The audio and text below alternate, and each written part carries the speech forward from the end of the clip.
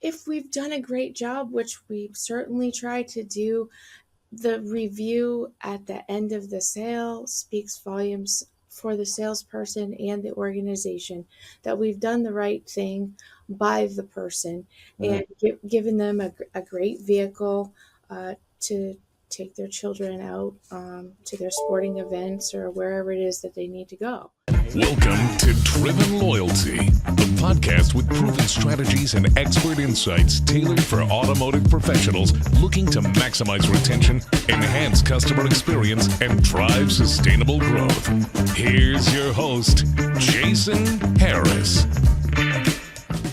Hey, what's going on, Podcast Nation? It is Jason Harris here, and thank you for joining me on another episode of Driven Loyalty, where I get to talk to, well, anybody and everybody I want to talk to about creating more loyal customers in our dealership. And boy, do I have a guest for you today. In fact, I'm super stoked. We got a chance to kind of connect and talk a little bit before we start recording today. And I know this is going to be a fun time. We started in the industry about the same time, so it's going to be really, really fun. But hey, we can't make cool content like this without our amazing sponsor. And here's a quick message from our sponsor. This episode is brought to you by Podium. So here's a question for you. What would it mean for your dealership if you had one more employee who worked 24/7, never took a break, and was focused solely on turning every lead into a yes, even the after-hour ones, into test drives, a sale, and ultimately more revenue? Well, let's meet Jerry, Podium's brand new AI BDC. Jerry is a lead conversation machine, ready to jump on every lead that comes in instantly. He can answer questions, keep those leads engaged, and even schedule test drives, all without any direct human supervision. And here's the best part. With a seamless handoff to your sales team, your customers will never even know they were interacting with an AI. If you're curious about how Podium's AI BDC can help you move more cars, check it out at podium.com/SWJ. That's for Strategy with Jason. That's podium.com/SWJ, or just hit the link in the show notes below. All right, guys, you ready? I have the one, the only, I've been told oh so famous, Jess McQuillan with me. Jess, what's going on? How are you doing? I'm doing great. How are you doing today? Good. And for everybody out there, Jess is with the Central Maine Motor Auto Group. Been in the business for 25 years. I'm so excited to have you here. Thank you, Jess. Absolutely. Hey, Jess, what I like to do to kick off these podcasts is I like to kick them off with a little origin story, right? I know we got to talk a little bit about this before we started recording, right? Because like nobody just like wakes up one day and goes, yeah, automotive. That sounds like fun. Let me go spend 25 years doing that. So Jess, let's start there if you're cool with that. I want to start with the little origin story of how you got started in this crazy world we call the automotive industry. So I actually did fall into the car business by accident. I was working at a local newspaper, um, and my boss, she suddenly left that organization and she came to the dealership to work. But she had some young kids at the time, and she had an opportunity to go to work in the school that her children were attending. And I was still at the newspaper, so she called me up and she said, this dealership has just created what they call a BDC, and I think that you would be perfect for it. And I said, I don't know if I'm going to be that person. So I said, well, I'll come in for an interview. And so I came in for the interview and I met with the executive manager, and I explained to him that I had a degree in public accounting, so this really wasn't the area that I was intending to go in. But I went through the interview and I did get the job, and the internet really hadn't started at that point in time. So It's really fresh. I remember I got in the same. yeah, we had, I think it was Netscape, the internet provider, uh, and then we had at Auto Bytel, I Yes, believe, I remember. Yeah. for leads when they got faxed in.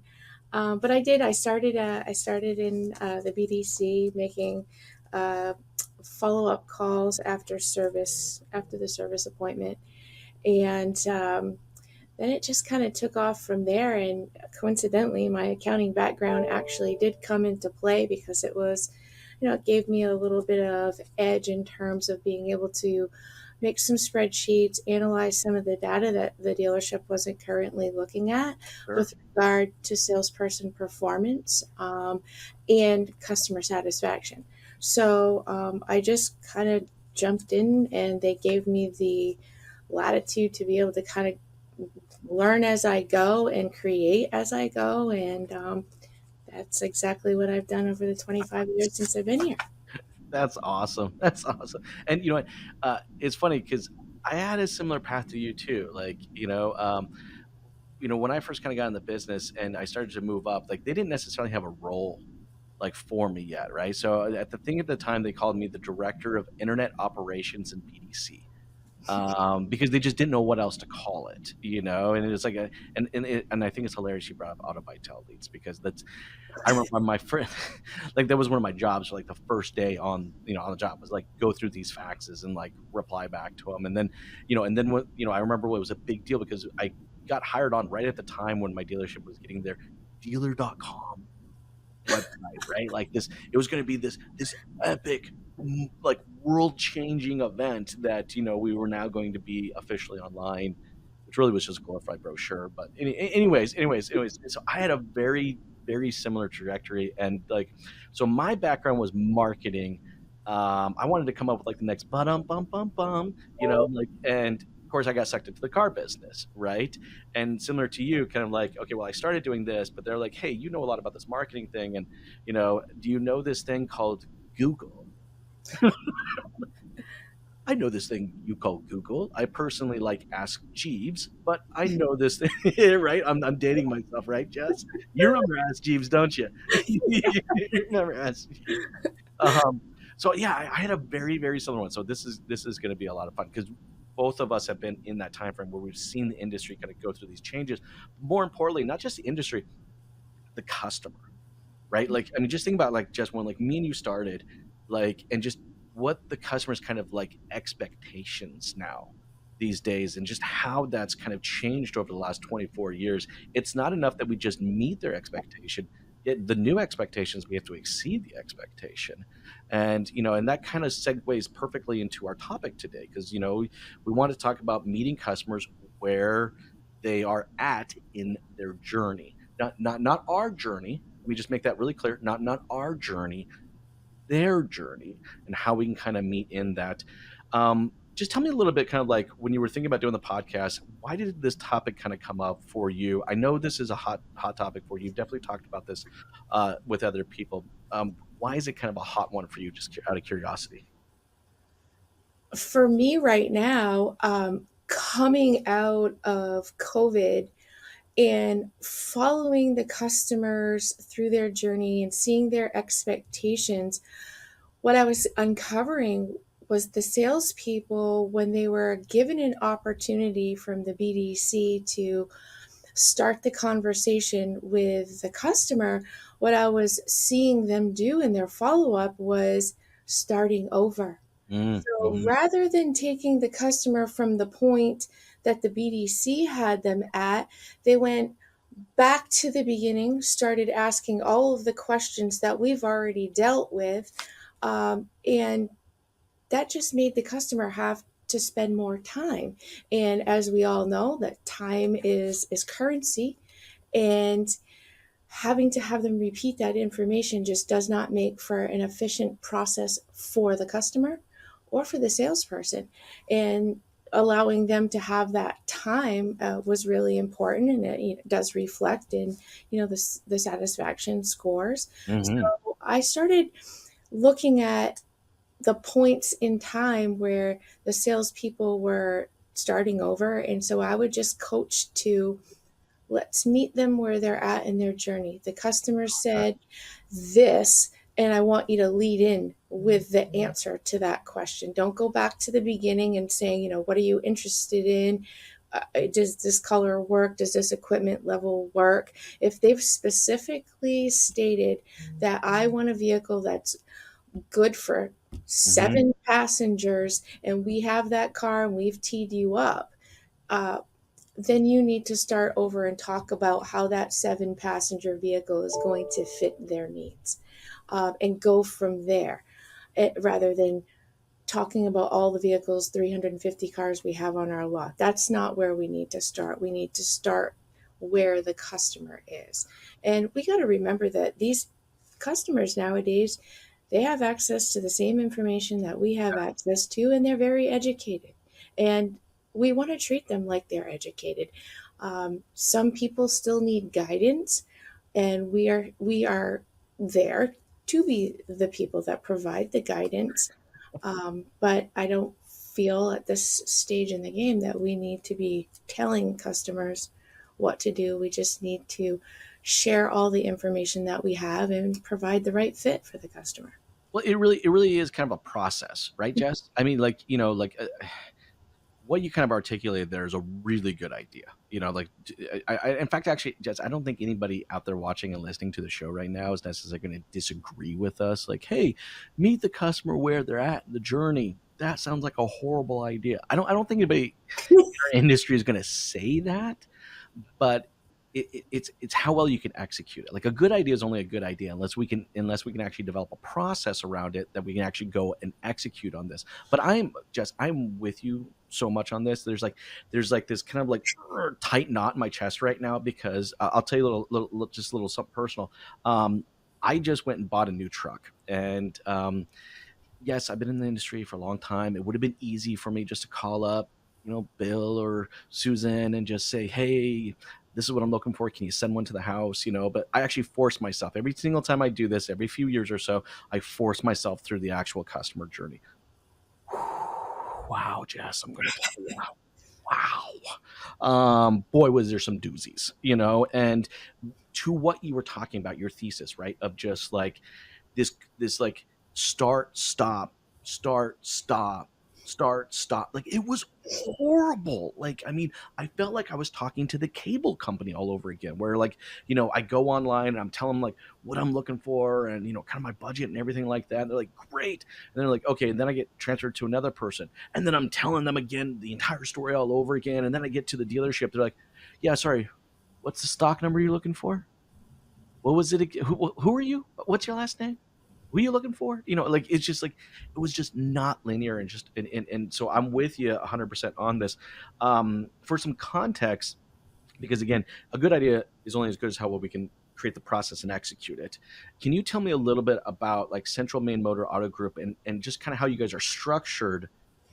Because to, I think, execute on what you just said does require a certain type of structure. How are you guys structured at the dealership? Like, if someone inquires in, where does it go first, and then how does that kind of get handed over? I'm just curious. Sure. So if it's an internet inquiry, what happens? It comes through the BDC. Hmm. The BDC is responsible for the first initial response, and they answer the questions that are in the inquiry. Then they look to see, has this person been here before? If they have been there before, then we would pair them up to the salesperson that they worked with previously. If they haven't been here before, BDC will look to see what salesperson's available right now, and will that salesperson be a fit for the conversation that has Mm, been ongoing with the customer. sure.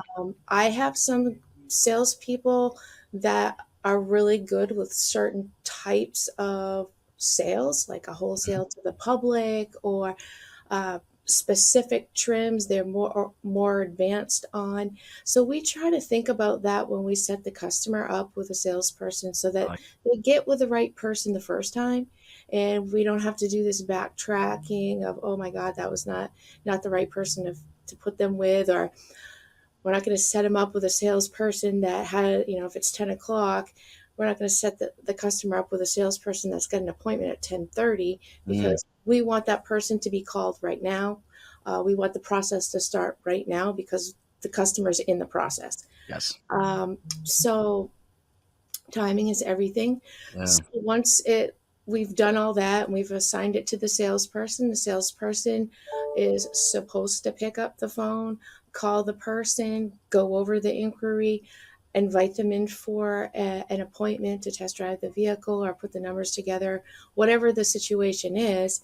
And then we, obviously have them come in, and then we continue the process, whether it's the test drive or paperwork or whatever the case is. So it's real important that when BDC gets the information, they look at it, they analyze it, they put the notes in, and they give any tips or information that they have from conversation with the customer right over to the salesperson, so that the salesperson can have a fluid conversation. I'm curious because I don't think there's actually any wrong or right answer to what I was going to ask you, but I'm just kind of curious from the BDC perspective because I've seen a few like um, it sounds like the BDC really does like a needs analysis, Yep. right? And then really kind of make sure that this is packaged up in this beautiful bow of information and data around, around that, and then kind of present it to. And love, love the fact. I mean, again, just take note, guys. If you're out there watching, listening, is that Jess and Central Maine Motors Auto Group, they're not using a round robin effect, which, by the way, I think is like the worst thing in the world, right? Like, let me just let my CRM just automatically just round robin into it because I don't know who I might be sending a truck lead to somebody that really doesn't even know that much about heavy duty trucks and trailering. Like, that just seems like a bad experience, right? Like, it's like I love the fact you guys are taking the time to kind of like understand a little bit about the customer, also maybe where they are in their journey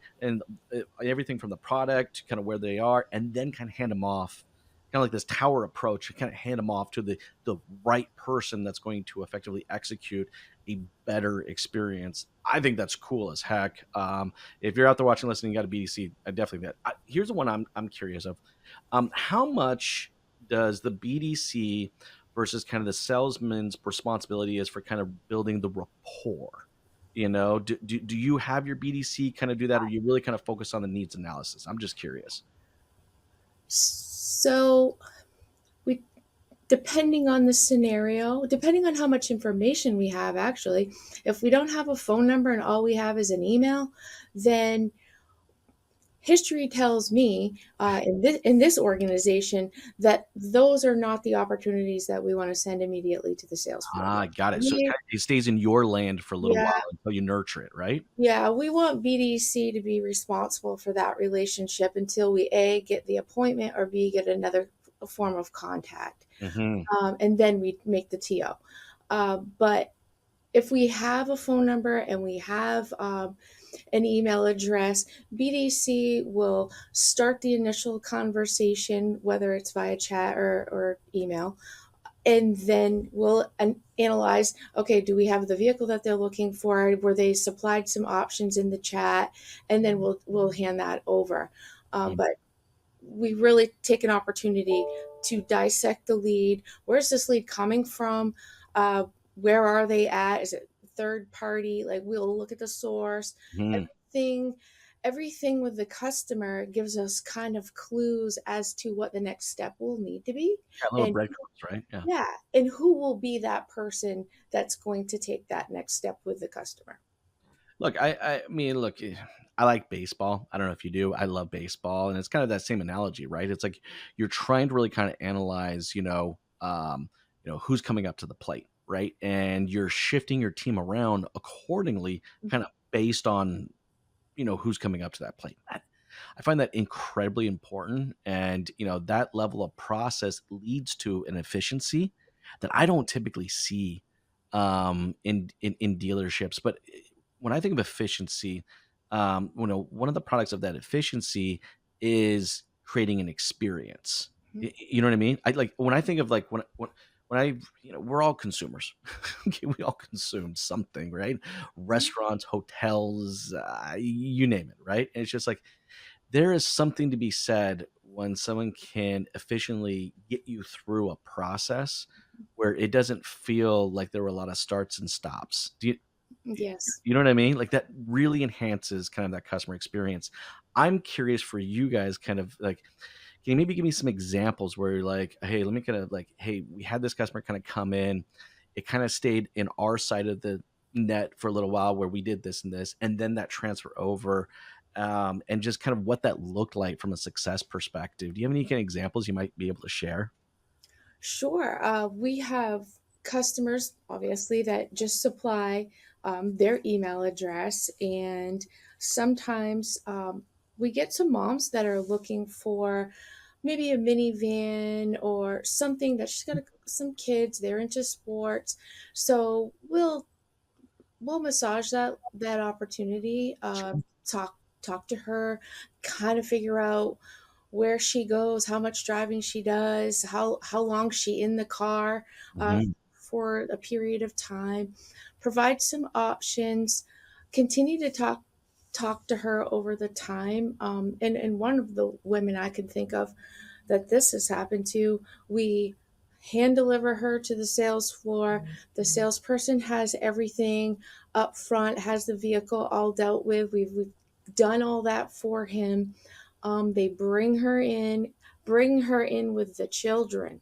Love And it. these are really important things because if the kids aren't comfortable, mom's not comfortable. Hey, no, no, you're right. You're right. I got three little rugrats myself. You're 100% right. So, and then if we've done a great job, which we certainly try to do, the review at the end of the sale speaks volumes for the salesperson and the organization that we've done the right thing by the person Mhm. and given them a great vehicle to take their children out to their sporting events or wherever it is that they need to go.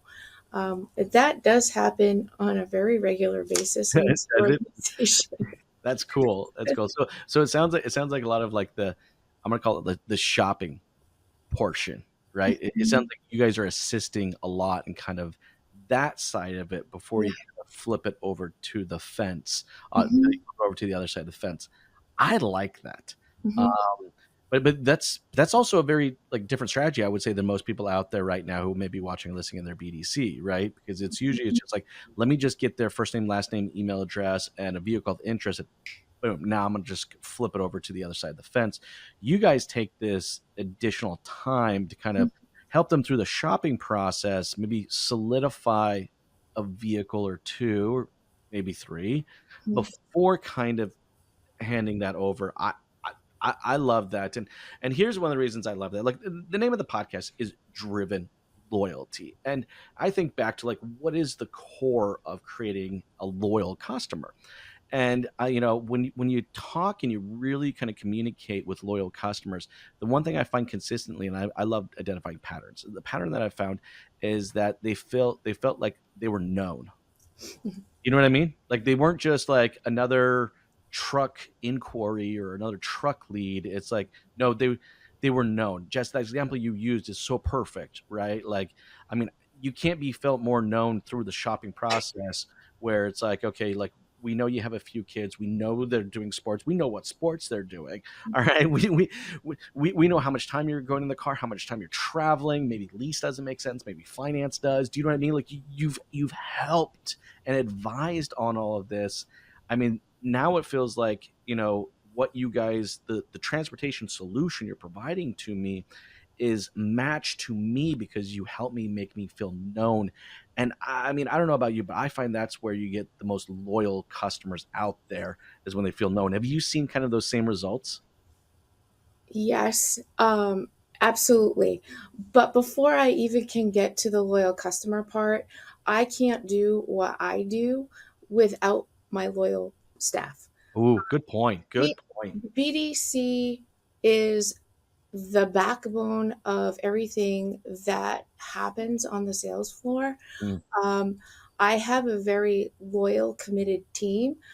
We meet every morning and we talk about, do we have any problem areas? Do I need to assess what's going on the sales floor? So I kind of help them solve some of the issues that we might be having in the store with maybe salespeople. But if I don't have those loyal people telling me what's really going on, I can't make some of the decisions as a manager to help solidify this loyal customer experience. So it all does start with the people here in the organization and giving them access to information. Uh, Yes. about the process, about the systems that they're going to use.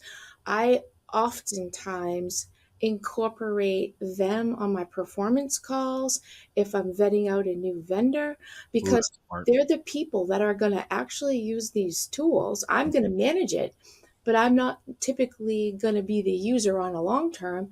So I value whatever opinion that they bring to the table, because they are going to be the user, and they are going to be the person that is going to be the first point of contact in that customer experience. So I want them to be on point every day. So that's how we start our loyalty process, and it's internal. No, look, and thank you so much for bringing that up, by the way, because you are so right. Like, you're not going to be able to consistently execute in the creation of a loyal customer unless you have loyal staff behind here, right? Like, I always kind of break it down. If your objective is to create loyal customers, it falls into three buckets: people, process, and technology, right? Mhm. And these buckets have to really kind of exist and gel and melt into each other where it feels like it's very coherent, right? And it sounds like you being in the leader position that you are, you've done an amazing job of kind of conducting this orchestra, right? Of kind of your people and your process and the technology that you're using to ultimately kind of get to this. Here's one of the things, and I think now I'm going to backtrack just a hair, right? Because I'm like, what to me is that pivotal point where all three of these like kind of kick into place, like the people, the process, and the technology and I'm going to say this, it's going to be in the response. And I know you got some thoughts on this, and I want to kind of ask you because like Jess, like I shared earlier. So I went through the whole buying process. Jess, you should see some of the response. Oh, jeez, almighty, oh man, you should have seen some of the responses I got, Jess. I mean, just like I'm gonna tell you more templates than I could ever count. More of like, hey, thank you for your interest. In our vehicle. We'll get back to you whenever the hell it's convenient for us, not when it's convenient for you. But we appreciate it. Thanks for asking us a question, and then never actually reply back at all. But so I'm just kind of I know I'm stepping back a little bit, but how do you really ensure a quality response? Because it's one thing I found that was a big broken part of that journey that I just recently took. So, how do I ensure a quality response? We go through this exercise once a month Okay. where I have someone in the BDC go through salespeople's follow up, look at some of the outbound messaging that's going out, and provide me that content. Dissect it, bring it back to me, and I look at it, and then I review with the general managers and the sales managers. This is what is going on your outbound email or your outbound text messages, and this some of these examples do not fit where the customer is in their journey. Mm, So we have to be asking ourselves, maybe that's the reason why we didn't sell that car, or we didn't get an appointment, or the love customer stopped writing back to us. So a big part of what BDC does is inspect what we expect, and go through the word tracks, figure out what's working, mhm. what subject lines are being opened more frequently in the emails, what templates work and don't work, and adjust accordingly. We try to have the salespeople not rely on templates until they're maybe in a little bit more of a longer term process. I like that. But on days, 1 through 14, I expect you to have one-to-one communication and keep it brief, keep it informative, and make sure you're doing the outreach, not skipping Mm. any parts of the any parts of the process. But yes, we go through and we read the outbound content. Some of the outbound content is fantastic, and we want to repeat that. So I will, give the shout outs to the guys that are doing fantastic, and then I let them know, hey, this really worked for this other salesperson. You might want to give this a try. And we try to uplift the guys that are doing a really good job, and then coach to other guys that could improve on some of their skill sets. Oh man, that it's like music to my ears. Like, if you're out there watching, listening right now, I mean, look, this is an amazing process, right? Like, how many times do we really check ourselves? You know what I mean? Like, just like honestly look ourselves in the mirror, all right, and say, let me just go check it. Let me assess, right? Let me go back through a handful of conversations, put myself into that customer's shoes, and go, is this how I would have wanted, right? That kind of conversation to play out, right? I mean, the fact that you guys are doing that is absolutely phenomenal because I imagine, and you mentioned it yourself, the findings, the learnings, all right, the is got to be huge from an operations perspective Mm-hmm. because it's one thing to say that we're committed to making loyal customers. It's another thing to consistently execute on that, Mm-hmm. and this kind of creates this kind of closed loop of like we're always going to consistently get better in our communication, in our engagement, so that these customers can feel known and ultimately turn into a loyal customer, not just retain them, but actually a loyal one that's going to bring you back referrals, and that's going to drive past two dealerships to come to yours. Like that is cool. And you mentioned it, and I want to go a little bit farther down this because we really do have to assess. I find this for maybe a lot of people out there. What do we exactly assess, right? And we talked a little bit before we started recording about inspecting the data, Mm-hmm. and expecting that data to ensure that we have the right people and that we have the right process and that we have the right technology in place to get this done. What's kind of your approach? Like, what data are you looking at to kind of make sure that all three of these things are gelling correctly with each other? So initially, I look to see the salespeople's follow up initially. I look, what does their day look like? How many customers are they contacting per day? And what did they say to those people? So I look at that first. Some just basic level things. Then I'll start to look at, okay, are these emails getting responded to by the customer? So maybe we need to change up what our word track is. Then I'll start looking at how many appointments have we received Mm. off of this lead style, and then how many of those people showed up, how many of those turned into a sale, how many of those only turned into the customer need to go home and think about it.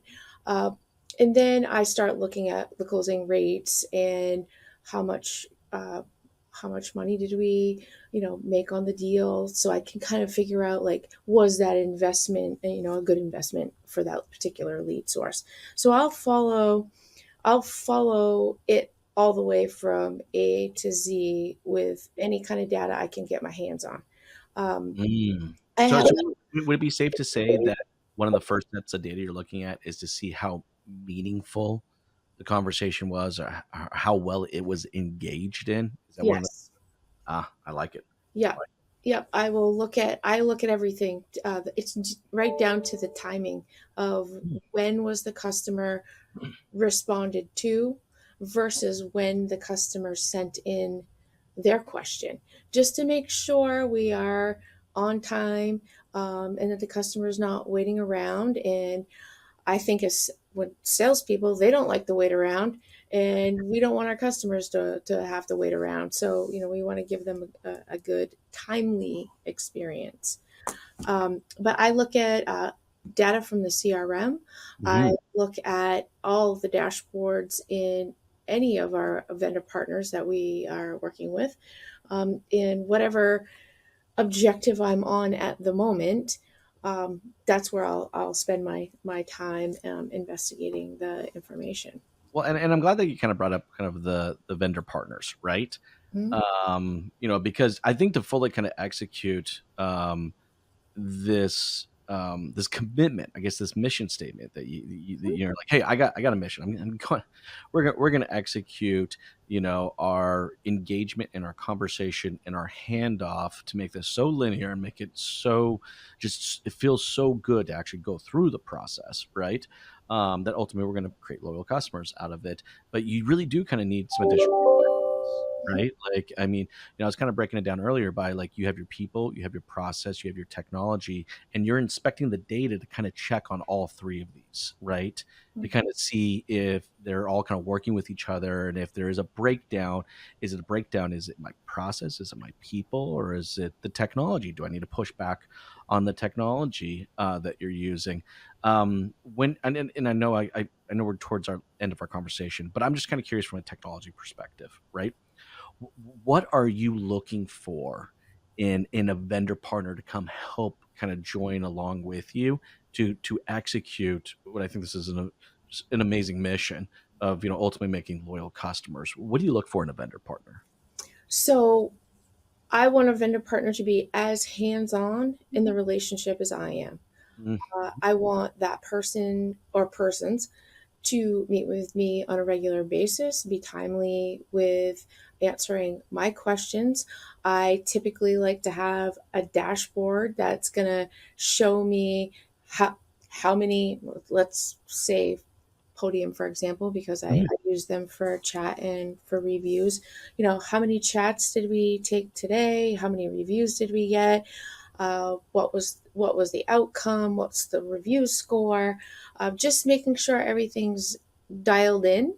I want the vendor partners to make my job easier, more efficient, so that I can do more with these technologies. So I want the partnership to create some efficiency for me, uh, mhm. and my teams.